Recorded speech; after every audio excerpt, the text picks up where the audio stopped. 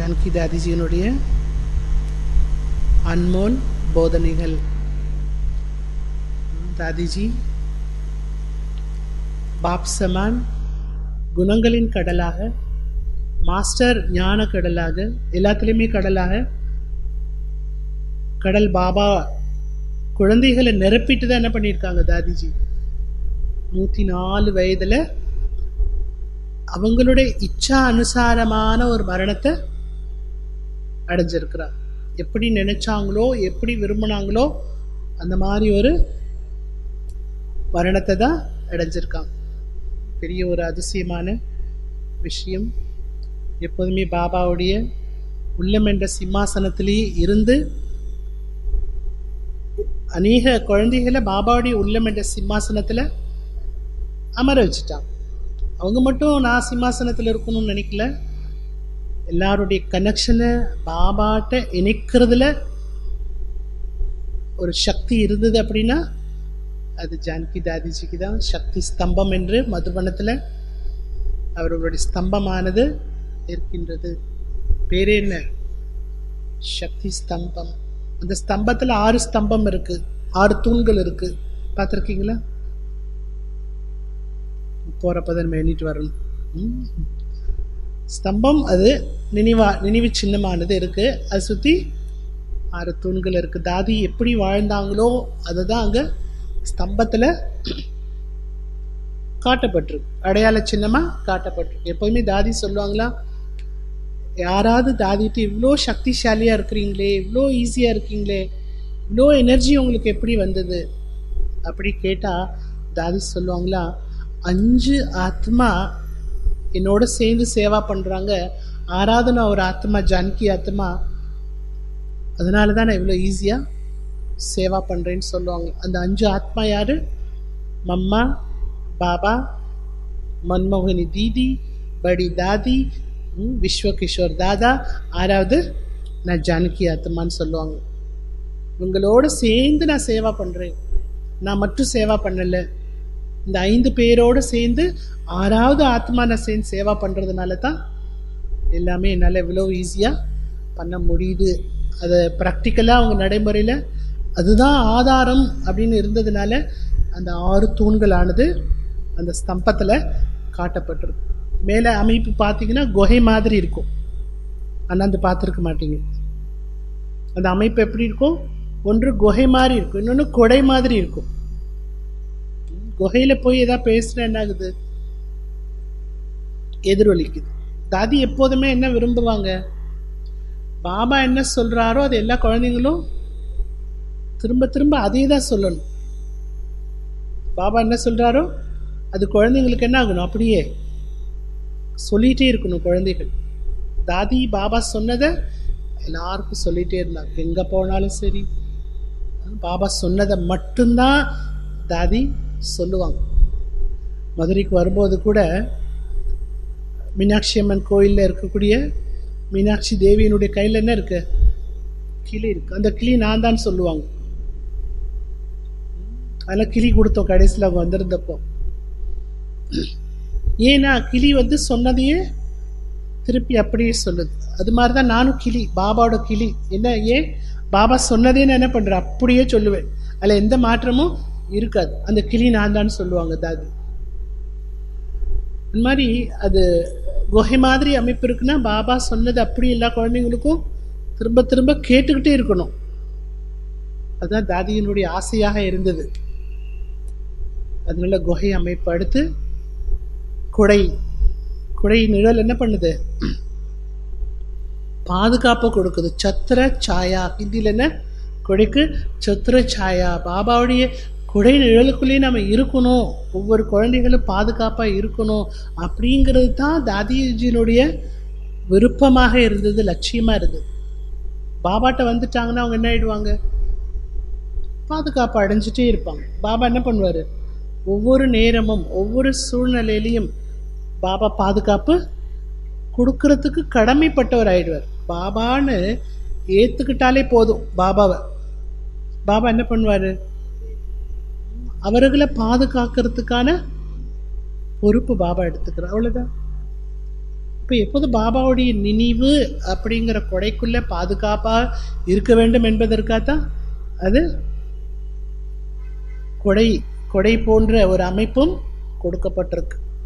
மேலே கலசம் இருக்கிறது. பாபா ஞான கலசத்தை தாதிக்கு வச்சாங்க. தாதி அந்த கலசத்தை நிறைய பேருக்கு கொடுத்தாங்க. அந்த கலசம் காட்டப்பட்டிருக்கு, ஒரு ஸ்டாரும் காட்டப்பட்டிருக்கு. இவ்வளோ பார்த்துருப்பீங்களா? பார்த்ததில்ல. ஸ்டாரும் காட்டப்பட்டிருக்கு. இந்த தாதி எப்போதுமே ஸ்டார் போல ஜொலிக்கிற நட்சத்திரமா, வெற்றி நட்சத்திரமா, நம்பிக்கை நட்சத்திரமா, அதிர்ஷ்ட நட்சத்திரமா எல்லாரும் கண்ணுக்கு தெரிஞ்சாங்க. அப்படி தானே தெரிஞ்சாங்க? நீங்கள் எப்படி பார்த்தீங்க தாதியை? நீங்களே எப்படி பார்த்தீங்க தாதியை? அன்பு நட்சத்திரமா பார்த்தீங்களா? வேற எப்படி பார்த்தீங்க தாதியை? தாதியை பார்க்கும்போது வேற எப்படி பார்த்தீங்க?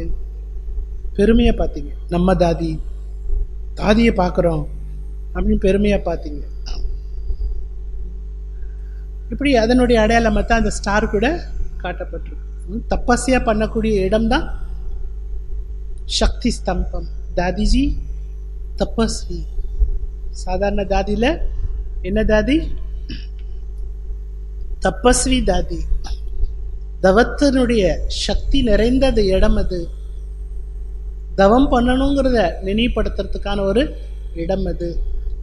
அதில் அடுத்து மதுவன் போகிறப்போ இது எல்லாவற்றையும் நீங்கள் பாருங்கள், அனுபவம் பண்ணுங்க. 3 வார்த்தைகள் அங்கே ஒவ்வொரு இடத்துலையும் எழுதப்பட்டிருக்கு. ஏன்னா எப்போதுமே தாதி வாயிலிருந்து 3 வார்த்தைகள் தான் நிறைய வரும். ஓம் சாந்தி கூட எத்தனை தடவை? 3 முறை ஓம் சாந்தி சொல்லுவாங்க. அந்த 3 முறை ஓம் சாந்தி எதெல்லாம் நினைவுபடுத்துறது? நான் யாரு, என்னுடையவர் யாரு, இப்போ நான் என்ன பண்ணணும், இதை நினைவுபடுத்துது. சச்சாயி, சஃபாயி, சாதகி. 3 வார்த்தை. அந்த மாதிரி இல்லை 3 வார்த்தைகள் அங்கே எழுதப்பட்டிருக்கு. இதெல்லாம் நடைமுறை வாழ்க்கையில் தாதி அப்ளை பண்ணாங்களோ அதெல்லாமே அங்கே எழுதப்பட்டிருக்கு. இதான் சக்தி ஸ்தம்பத்தினுடைய ஒரு சிறப்பு தன்மை. கால் வச்சிங்கனாலே சக்தி கிடைச்சிடும். தாதிக்கு வேஸ்ட் தாட்ஸ் வராது. நீங்கள் உள்ளே போனீங்கன்னா உங்களுக்கு வேஸ்ட் தாட்ஸ் வராது. எப்படி பாபா ரூம் முக்கியம் மவுண்ட் அபுல. பாபா ரூம் போவோமா வருவோமா? கால் நேரம் எங்கே போகுது? பாபா ரூம். அந்த மாதிரி கால் எங்கே போகணும்? அடுத்து எங்கே போகணும்? கால் சக்தி ஸ்தம்பத்துக்கு போகணும். உங்கள் காலுக்கு சக்தி வந்துடும். நடக்காத கால் நடக்க ஆரம்பிச்சிடும். இந்த மதுரைக்கு தாதிஜி 2 முறை வந்துட்டு போயிருக்கிறாங்க. ஃபஸ்ட்டு சில்வர் ஜூப்ளி, மதுரையினுடைய சில்வர் ஜூப்ளிக்கு தாதி வந்தாங்க. அன்னைக்கு போக் டேவாக இருந்துச்சு. மறுநாள் தாதி தான் போக் ஆஃபர் பண்ணாங்க பாபாவுக்கு. நேராக கிச்சன் போனாங்க போக் செய்கிற இடத்துக்கு. நிறைய பேர் போகில் பிஸியாக இருந்தாங்க. சிஸ்டர்ஸ் எல்லோரும் வாங்க போக்குன்னு ஒரு இஷாரா கொடுத்துட்டு சொல்லிவிட்டு போக் வந்துட்டான். போக் செஞ்சுட்டு போகில் எல்லோரும் உட்காந்துடணும். தாதிக்கு அதுதான் பிடிக்கும். இங்கே கிளாஸ் நடந்துகிட்டே இருக்காங்க, போக் நடந்துகிட்டே இருக்கக்கூடாது. கிளாஸ்க்கு முன்னாடி போக்கு முன்னாடி எல்லா போகும் செஞ்சு ரெடியாக இருக்கணும். அது தாதி சொல்லி கொடுத்துட்டு போனாங்க. ஏன்னா டைம் இருக்காது. எவ்வளோ சீக்கிரம் எழுந்து போக் பண்ணாலும் டைம் இருக்காது. ஆனாலும் தாதி ஃபாரினில் ஆனாலும் சரி, இந்தியா ஆனாலும் சரி, நீங்கள் போகு பாபாவுக்கு வைக்கிறதுக்கு முன்னாடி எவ்வளோ போக் செய்யணுமோ அவ்வளோ போகும் செஞ்சு வச்சுட்டு கிளாஸ் போகணும். எல்லோரும் வாங்க வாங்கன்னு இஷாரா கொடுத்துட்டு தாதி வந்துட்டாங்க. கடகடன் எல்லா ஃபரிஸ்தாக்களும் வந்து சேர்ந்துட்டாங்க. முழு உலகமும் பாபாவுடைய செய்தியை பரப்புறதுக்கு, பாபாவுடைய பிரத்யட்சதாவை செய்வதற்கு தாதி தீவிரமான முயற்சியை, சேவையை செய்திருக்கிறாங்க. பாபா ஃபஸ்ட்டு மவுண்ட் அபுலேருந்து தாதியை அனுப்புகிறார், சேவைக்கு அனுப்புகிறார். மவுண்ட் அபுல தானே எல்லோரும் இருந்தாங்க, 400 குழந்தைங்களும். தாதி அனுப்புகிறார் பாபா. 5 ரூபாய் கையில் கொடுத்து சேவா பண்ணிட்டு வா அப்படின்னு அனுப்புகிறார். பாம்பேக்கு போ அப்படின்னு அனுப்புகிறார். எவ்வளோ பைசா கொடுத்தார் பாபா? 5 ரூபாய். மஞ்ச பை கையில் இருந்துதான். அந்த காலத்தில் என்ன பை, அதில் 2 ட்ரெஸ் வச்சுக்கிட்டு தாதி 5 ரூபாய் டிக்கெட்டு கூட வாங்க முடியாது. நடந்தே என்னாயிட்டாங்க. அபரோடுக்கு வந்து ட்ரெயின் ஏறி அகமதாபாத் வந்து அங்கே ஞானம் சொல்லி, அகமதாபாத்தில் ஞானம் சொல்லி அங்கே எல்லாருமே விருப்பப்பட்டு எங்கள் இடத்துக்கு நீங்கள் சேவைக்கு வாங்க, எங்கள் இடத்துக்கு வந்து ஞானம் சொல்லுங்கன்னு நிறைய ஆத்மாக்கள் தாதிக்கு அழைப்பு கொடுக்க ஆரம்பிச்சிட்டாங்க. இல்லை கடவுளுடைய கட்டளை, நான் பாம்பேக்கு போகணும், நான் அங்கே போய் சேவா பண்ணி பகவான் என்னை அனுப்பியிருக்காரு, நான் அங்கே போயிட்டு உங்கள் இடத்துக்கு வரேன்ட்டு தாதிக்கு எல்லாரும் நாங்கள் உங்களை வழி அனுப்பி வைக்கிறோம், நாங்கள் உங்களுக்கு இது ஏற்பாடு பண்ணி தரோம், டிக்கெட் வாங்கி தரோம். அப்படி டிக்கெட்டை வாங்கி அவங்க கொடுத்து பாம்பேக்கு அனுப்பி வச்சான். நிறைய பேருடைய பாக்கியத்தை உருவாக்கிட்டே என்ன பண்ணியிருக்காங்க, ஞானமும் சொன்னாங்க. நிறைய பேருடைய பாக்கியத்தை உருவாக்கிட்டு பாம்பேல போய் சேவா பண்ணிட்டு வந்தான். அவங்க 8 ரத்தினத்தில் வரக்கூடிய பாபா ஒரு லெட்டர் போடுறார். அவங்க லௌகிக்க வீட்டுக்கு தான் பாபா போக சொல்கிறார் ஃபஸ்ட்டு. அங்கே போய் இருந்து சேவா பண்ணிட்டு வான்னு அவங்க லௌகிக்க வீட்டுக்கு பாபா கடிதம் போடுறார். 8 ரத்தினத்தில் ஒரு ரத்தினமாக வரக்கூடிய என்னோட குழந்தை உங்கள் வீட்டுக்கு வருது. அவங்க வீட்டு குழந்தை. ஆனால் பாபா என்ன சொல்றார், என்னோட குழந்தை உங்கள் வீட்டுக்கு வருது சேவா பண்ணுறதுக்காக. நீங்கள் அந்த குழந்தை எப்படி விரும்புதோ அப்படி நீங்கள் ஏற்பாடு பண்ணி கொடுக்கணும்னு பாபா லெட்டர் போட்டுட்டார். 8 ரத்தினத்தில் ஒரு ரத்தினமாக வர குழந்தை என்னோட குழந்தை உங்கள் வீட்டுக்கு வருது. தாதி அவங்க வீட்டுக்கு போனாலும் தனியாக ஒரு ரூமில் அவங்களே சமைச்சு சாப்பிட்டு பாம்பேயில் முதல்ல சேவா பண்ணினாங்க. வெளிநாட்டு சேவைக்கும் பாபா ஃபஸ்ட்டு போகிறதுக்கு தாதிக்கு தான் டைரக்ஷன் கொடுக்குறார். எந்த பாபா? இது சாக்கார பாபா ஃபஸ்ட்டு சேவைக்கு அனுப்புனது. வெளிநாட்டு சேவைக்கு அனுப்புனது யாரு? அவிக்த பாபா. பாபா அவிக்த ஆன பிறகுதான் 71 வெளிநாட்டு சேவை ஆரம்பமாகுது. அப்போ மன்மோனி தீதி வந்து தாதி இதான் சேவைக்கு அனுப்பணும்னு பாபா சொல்லிட்டாருப்பா தீதிகிட்ட. ஆனால் தாதியோட உடல் நலம் ஒரு வருஷமாக முடியாத நிலையில் இருந்தாங்களா. ஆனால் அவிக்த பாபா என்ன டைரக்ஷன் கொடுக்குறாரு, உடல் கண்டிஷன் அப்படி இருக்கு, படுக்கையாக இருக்கிறாங்க, 2 பேர் தூக்கி விட்டாதான் எழுந்து உட்கார முடியுமா, அந்த கண்டிஷனில் இருக்காங்க. பாபா டைரக்ஷன் அனுப்புகிறார் தாதிக்கு, வெளிநாட்டு சேவைக்கு ஜனக்கு பச்சி தான் போகணும், ஜனக்கு பேட்டி தான் போகணும் வெளிநாட்டு சேவைக்குன்னு சர்வசக்திவான் சிவபாபா டைரக்ஷன் அனுப்புகிறார்.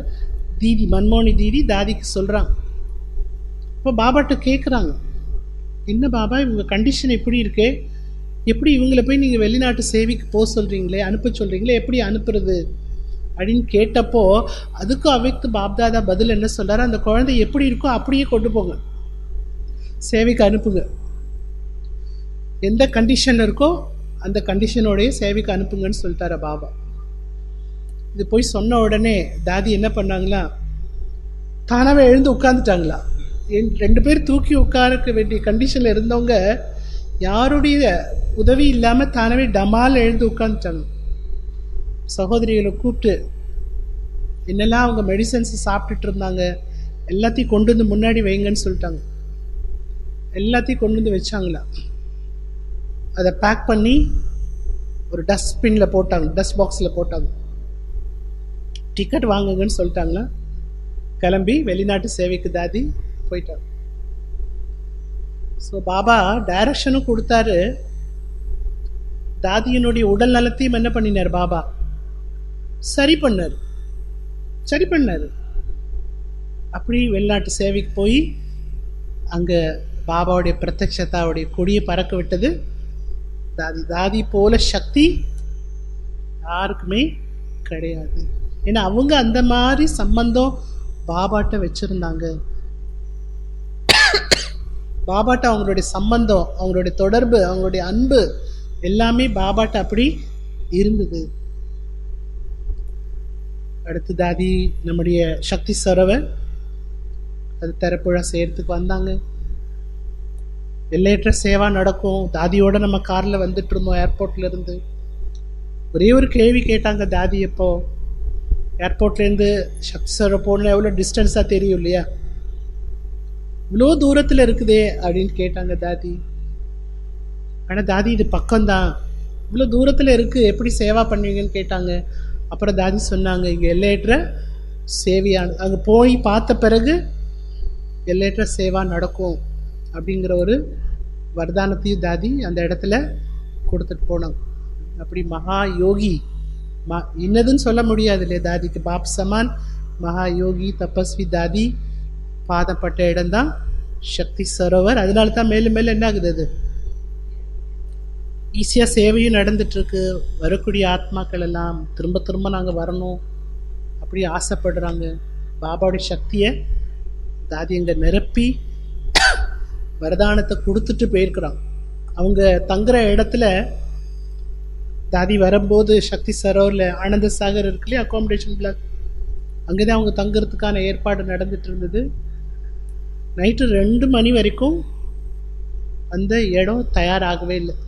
தங்குற ரூமு இடம் எதுவுமே தயாராகவே இல்லை. ஒன்று ஒன்றா பார்த்துட்டே இருக்காங்க. ராம்ஜி பிறகு தெரியும் நினைக்கிறேன், அவர் தான் இருந்தார் அப்போது.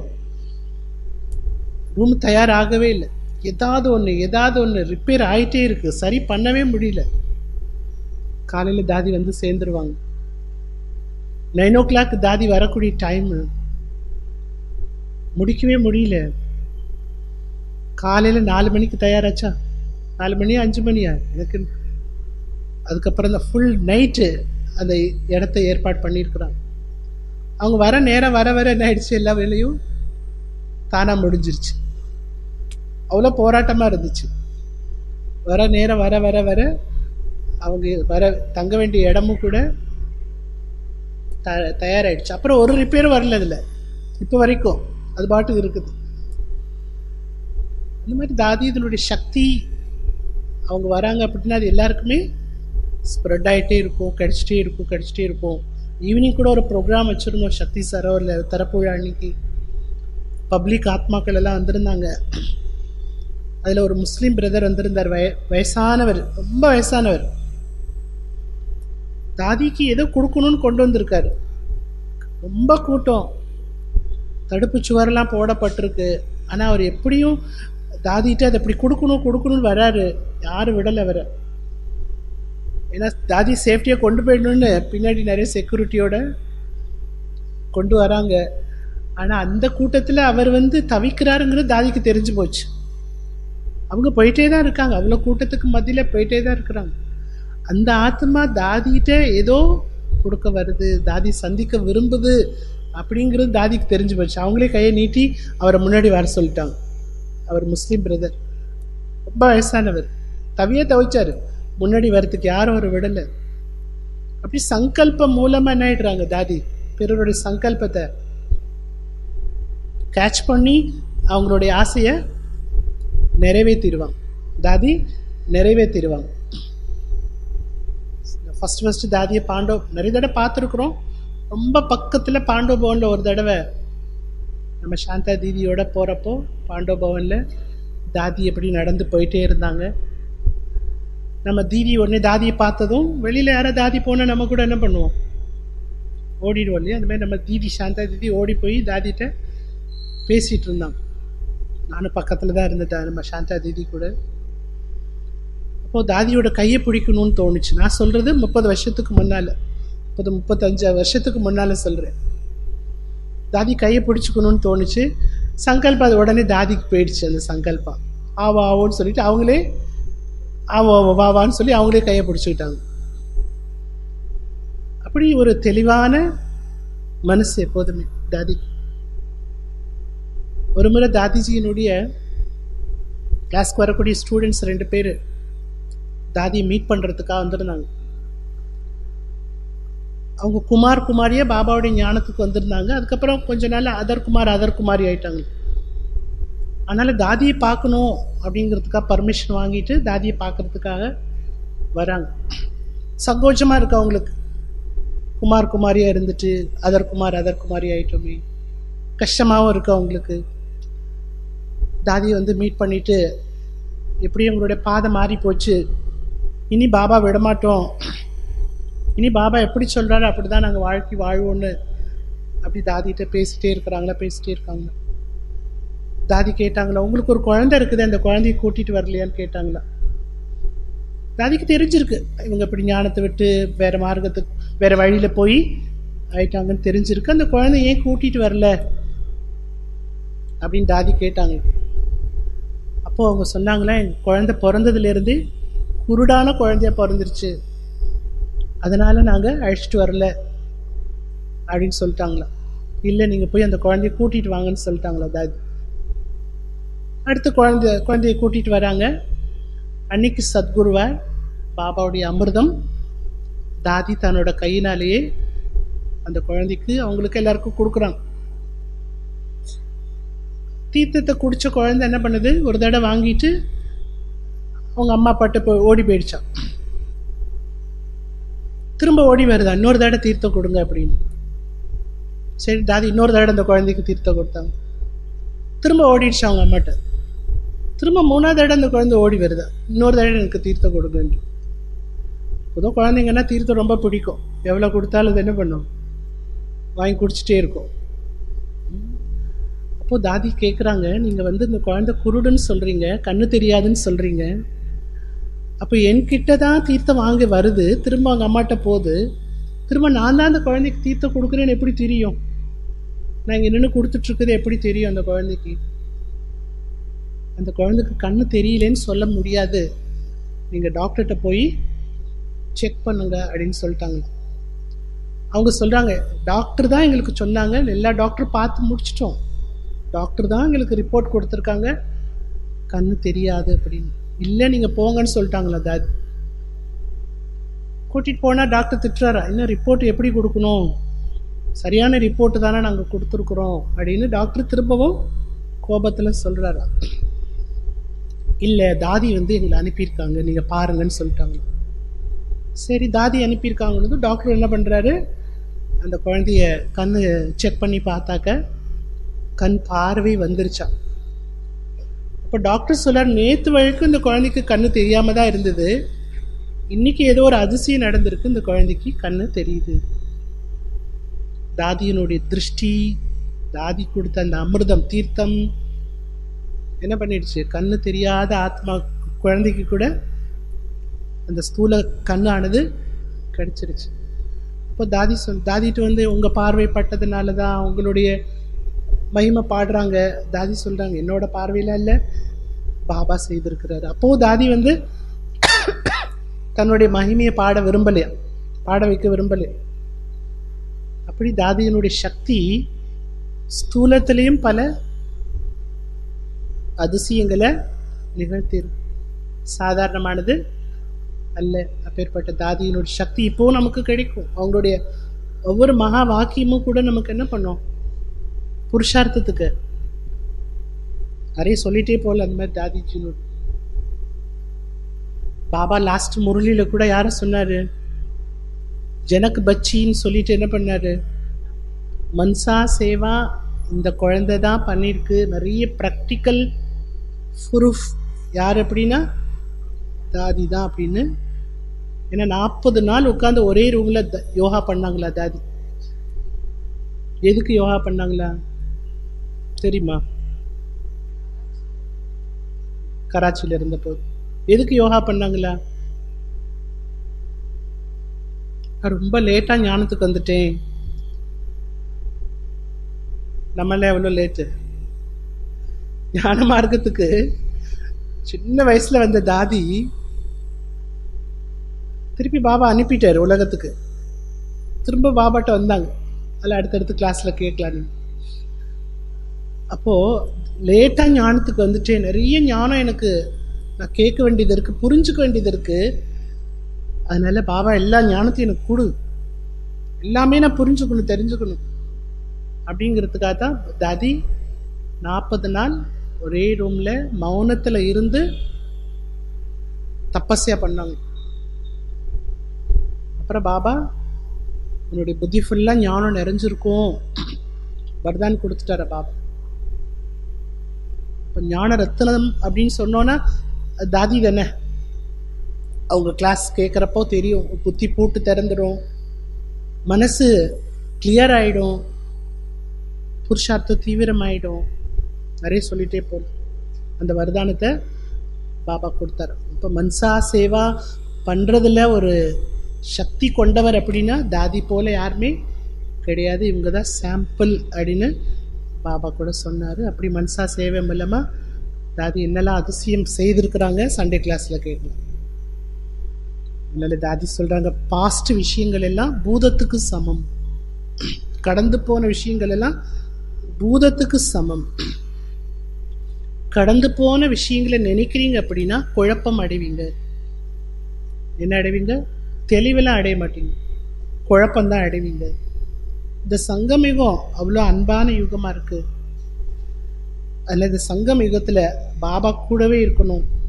கடைசியில் நம்ம ஆத்மா கொசு கூட்டை போல வீட்டுக்கு போவோம். கொசுக்கு ஏதாவது வேல்யூ இருக்குதா? அது மாதிரி ஆத்மா கொசு கூட்டை போல, ஆத்மனுடைய வேல்யூவே தெரியாது.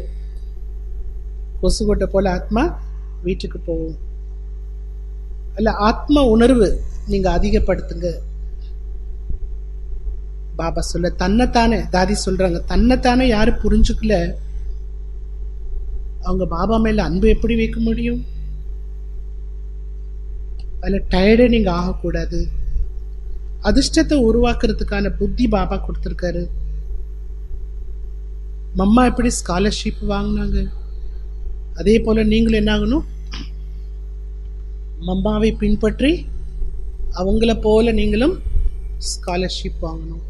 தன்னை பாருங்க, மம்மா பாபாவை பின்பற்றுங்க. தாதி சொன்னாங்களே, மம்மா பாபா, அடுத்து யாரு? தீதி தாதி விஸ்வகிஷோர் தாதி. அவங்களுக்கு 5 ஆத்மா இருந்தாங்கன்னா நமக்குள்ள எத்தனை ஆத்மா இருக்காங்க?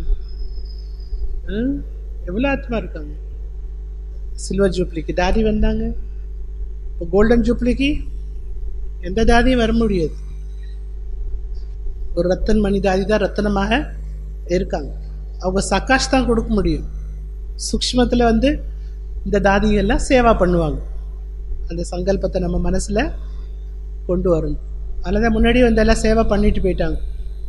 பாட்டெல்லாம் மாறிடுங்கிறது தெரிஞ்சிருக்கு. அதனால தான் அவர்கள்லாம் முன்கூட்டியே அவங்க செய்ய வேண்டிய சேவையை செய்து முடிச்சுட்டு போயிருக்காங்க. அதனால் யோகா முடிச்சுட்டு நீங்கள் ஒவ்வொருத்தருமே தாதிகிட்ட உங்கள் சங்கல்பத்தை தாதி திருஷ்டி மூலமாக திருஷ்டி வாங்கிட்டு, இதை இன்றையிலேருந்து கடைப்பிடிக்கிறேன், எது உங்களுக்கு புருஷார்த்தத்துக்கு தேவைப்படுதோ அதை தாதி முன்னால் வைங்க. அதை நடைமுறைப்படுத்துறது ஈஸியாகிடும்.